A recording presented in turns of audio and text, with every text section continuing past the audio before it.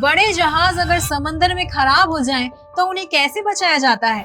रास्ते पर चलते हुए अचानक आपकी बाइक खराब हो जाए तो आप तुरंत किसी न किसी मैकेनिक के पास जाकर अपनी बाइक दुरुस्त करवा लेंगे।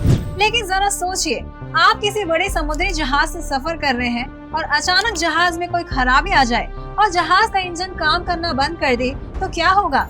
क्योंकि समंदर के बीच में तो कोई गैराज या मैकेनिक नहीं मिलेगा जो जहाज को ठीक करवा सके। तो क्या जहाज ऐसे ही पानी में खड़े खड़े डूब जाएगा या फिर जहाज को ठीक करने के लिए कोई नया तरीका अपनाया जाता है? ये सवाल आपके मन में भी जरूर दस्तक दे रहा होगा। इसलिए चलिए बताते हैं आपको कि आखिर कैसे समंदर के बीच में खराब हुए जहाज को ठीक किया जाता है। ये वीडियो आपके लिए बहुत ही रोचक जानकारी लेकर आया है, इसलिए इस वीडियो को बिना स्किप किए आपको अंत तक जरूर देखना चाहिए। दोस्तों, समुद्र के बीच में जहाज को कैसे ठीक किया जाता है, ये जानने से पहले आपको किसी भी बड़े जहाज की मेकिंग प्रोसेस के बारे में जानना पड़ेगा। जब किसी बड़े जहाज को बनाया जाता है तो उस समय इस बात का पूरा ध्यान रखा जाता है कि जहाज को बनाने के लिए किसी भी स्पेयर पार्ट्स को बहुत ही बारीकी से और बहुत ही सटीक तरीके से लगाया जाए। इतना ही नहीं बल्कि किसी भी स्पेयर पार्ट की क्वालिटी को भी बहुत ही बारीकी से परखा जाता है और उसके बाद ही उसे जहाज के स्पेयर पार्ट के तौर पर इस्तेमाल किया जाता है। लेकिन फिर भी कोई ना कोई स्पेयर पार्ट ऐसा होता ही है जो अचानक खराब होने की स्थिति में रहता है। ऐसे में पहले से ही उस जहाज में सारे स्पेयर पार्ट का सब्स्टिट्यूट स्पेयर पार्ट उस जहाज में लोड करवा दिया जाता है, जो स्पेयर पार्ट्स खराब होने के चांसेस बहुत ज्यादा रहते हैं। जब भी कोई बड़ा जहाज किसी लंबे टूर पर निकलता है तो उस जहाज के साथ इंजीनियर्स की एक टीम पूरे टूर के दौरान मौजूद रहती है। वहीं दूसरी तरफ किसी भी बड़े जहाज में एक नहीं बल्कि 2 इंजन लगाए जाते हैं, क्योंकि अगर भगवान न करे जहाज का एक इंजन खराब हो जाए तो दूसरे इंजन की मदद से जहाज को उसकी मंजिल तक पहुंचाया जा सकता है। लेकिन बदकिस्मती से अगर जहाज के दोनों ही इंजन खराब हो जाते हैं तो उसी जहाज में मौजूद इंजीनियर की टीम खराब हुए स्पेयर पार्ट को ठीक करने या रिप्लेस करने का काम करती है। लेकिन अगर जहाज में आई खराबी कोई बड़ी खराबी है तो जहाज को दूसरे बड़े जहाज की मदद से शिपयार्ड में ले जाया जाता है, जहां पर उस जहाज में आई खराबी को पूरी तरह से ठीक कर लिया जाता है। वैसे तो अब तक समुद्रों में कई सारे बड़े जहाज लॉन्च किए जा चुके हैं, लेकिन 4 मार्च 2022 में दुनिया का अब तक का सबसे बड़ा जहाज समुद्र में लॉन्च किया गया है, जिसका नाम है वंडर ऑफ द सी। इस जहाज के बारे में जानकर आपके तो होश ही उड़ जाएंगे। आपकी जानकारी के लिए बता दें कि ये दुनिया का सबसे बड़ा cruise ship royal Caribbean company के द्वारा बनाया गया है, जो बड़े बड़े जहाज बनाने का काम करती है।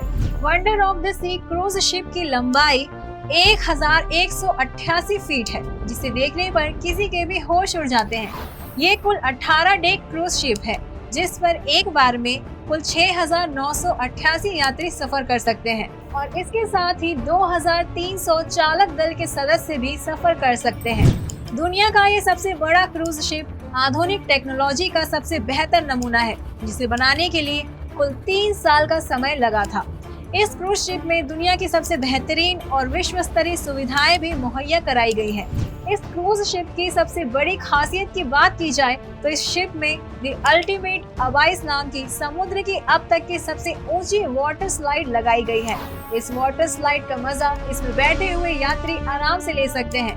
इसके अलावा इस क्रूज शिप में 8 अलग अलग नेबरहुड्स है, जिसके प्रत्येक नेबरहुड में 20,000 से भी ज्यादा रियल प्लांट्स लगाए गए हैं। इसके अलावा भी इस क्रूज शिप में कई सारी मनोरंजन की चीजें हैं। इस क्रूज शिप में 10 डेक हाई जिप लाइन है और साथ ही साथ एक बड़ी सी पूल साइड मूवी स्क्रीन भी लगाई है। अब सवाल उठता है कि आखिर इतने बड़े और भारी भरकम जहाज को समुद्र में लॉन्च कैसे किया जाता होगा। लेकिन सबसे पहले आपको बता दें कि किसी भी बड़े जहाज को बनाने के लिए उसी जगह को चुना जाता है जहां पर उस जहाज को लॉन्च किया जाना है, क्योंकि अगर इतने बड़े और भारी भरकम जहाज को समुद्र से दूर किसी फैक्ट्री में बनाया जाएगा तो उसे समुद्र तक ले जाने के लिए बहुत सारी दिक्कतें आएंगी और ट्रांसपोर्ट में भी करोड़ों रुपए का खर्च लग जाएगा। इसलिए किसी भी बड़े जहाज को समुद्र के किनारे पर ही बनाया जाता है। जहाज पूरी तरह से बन जाने के बाद जब इसे समुद्र में लॉन्च करने का समय आता है तो ऐसा करने की अलग अलग 4 तरकीबें इस्तेमाल की जा सकती हैं, जिनमें से पहली है ग्रेविटेशनल टाइप लॉन्चिंग। ये बहुत ही अनोखी टेक्निक है जिसका इस्तेमाल करके बड़े से बड़े जहाज को भी समुद्र में आसानी से उतारा जा सकता है, लेकिन इस टेक्निक में रिस्क बहुत ज्यादा होता है। दरअसल इस टेक्निक में जहाज को पानी में लॉन्च करने के लिए बहुत सारे ट्रैक्स और एक अलग प्लेटफॉर्म बनाया जाता है। इसके बाद उस प्लेटफॉर्म के ऊपर लुब्रिकेंट भी लगाया जाता है ताकि जहाज और ट्रैक के बीच में ज्यादा घर्षण पैदा न हो। इसके बाद उस प्लेटफॉर्म को पानी की तरफ धीरे धीरे झुकाया जाता है और ग्रेविटेशनल फोर्स की मदद से जहाज तेजी से पानी के अंदर उतर जाता है। लेकिन अगर बहुत ही बड़ा जहाज है तो उसे इस टेक्निक के द्वारा समंदर में लॉन्च नहीं किया जाता, क्योंकि इस टेक्निक में जहाज के बाहरी हिस्से को नुकसान पहुंचने के चांसेस ज्यादा होते हैं। इसलिए सबसे बड़े जहाज को पानी में लॉन्च करने के लिए floating out type launching technique का इस्तेमाल किया जाता है। इस टेक्निक के जरिए सबसे पहले उस जगह का चुनाव किया जाता है जहां पर जहाज को बनाना है। ये जगह समुद्र के किनारे के एकदम करीब ही बनाई जाती है और उसी जगह पर उस जहाज की लंबाई और चौड़ाई के आकार की खुदाई की जाती है। इसके बाद उस पूरे गड्ढे में पानी भर जाने के कारण पूरे पानी को बाहर निकाला जाता है और वहां पर जहाज को बनाने की प्रोसेस शुरू की जाती है। जहाज पूरी तरह से बन जाने के बाद उस दीवार को हटा दिया जाता है जिससे पानी को अंदर आने से रोका गया था। इसके बाद उस गड्ढे में पूरा पानी भरा जाता है और जहाज अपने आप ही पानी पर तैरने लगता है। ऐसे में बहुत ही आसानी से जहाज को समुद्र की तरफ रवाना कर दिया जाता है। एक और टेक्निक जहाज लॉन्चिंग के लिए इस्तेमाल की जाती है जिसे एयर बैग लॉन्चिंग टेक्निक के नाम से जाना जाता है। इस टेक्निक में बड़े बड़े और लंबे एयर बलून जहाज के नीचे बिछाए जाते हैं जो रोलर जैसे ही काम करते हैं। इन एयर बलून्स के ऊपर जहाज को आगे की ओर धकेला जाता है जिससे ये एयर बलून गोल गोल घूमकर जहाज को समंदर की ओर धकेल देते हैं।